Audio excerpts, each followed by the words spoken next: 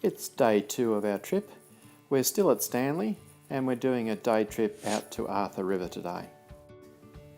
This area is in the northwest of Tasmania, and you can see from the map we're going around in an anti-clockwise direction, and the weather's variable.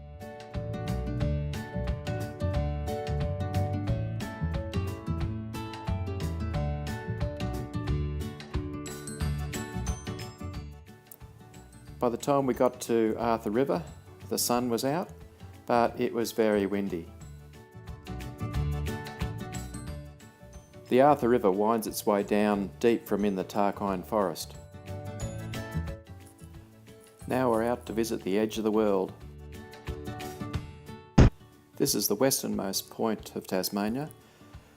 If you look west, you'll be able to just about see South Africa.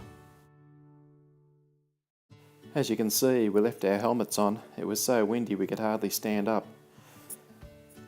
And also very difficult to take a photo with the horizon horizontal.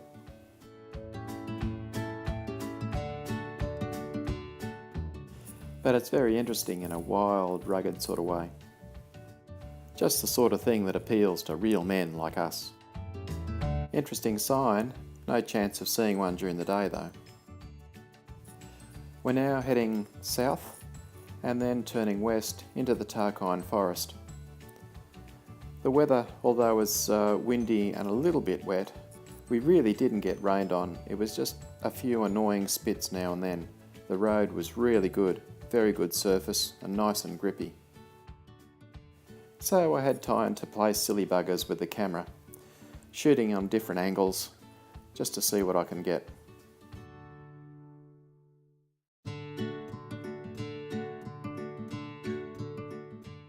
Some of them turned out pretty well. This one's a little bit ordinary. Obviously the camera was just a bit dirty.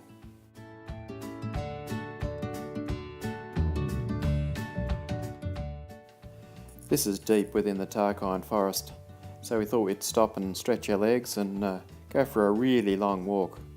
I think it might have been about 50 yards down to the lookout that looks out into the wilderness.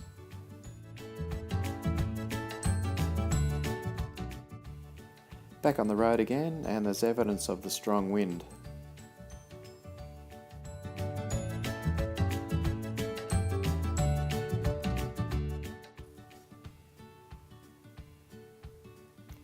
This is a really nice ride. It was about a 280 kilometre loop, and there's all sorts of really nice scenery to look at, and it keeps crisscrossing over the river.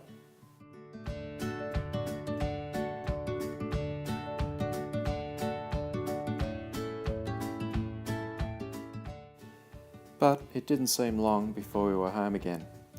So we took a little ride up to a lookout that looks down onto Stanley and across to the Nut. It's still really windy and there's no inclination for us to take our helmets off at this stage.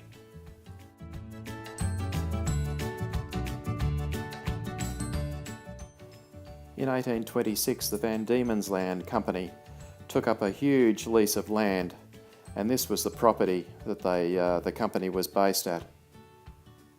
Seeing penguins might be a bit wishful thinking.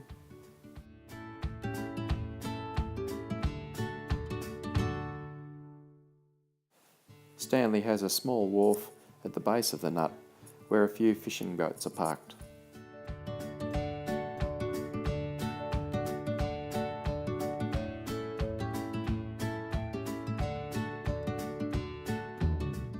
All 3 bikes are performing nicely. I'm particularly happy with how my Honda is going. It's fuel efficient, handles well, and it's comfortable. The boys decided it might be a good idea to climb up to the Nut. The chairlift wasn't working because of the strong wind. I'd have decided halfway up that I'd had enough and let them go on without me.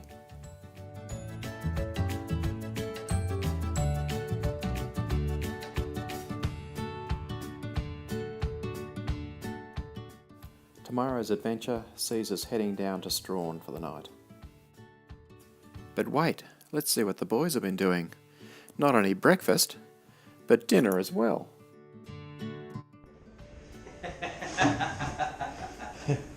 Sorry, just got to get these boys being domestic. The boys in there. They've already rung up the wife, wanting to know how to boil peas. Advice on how to cook potato. And yes, the meal was perfect.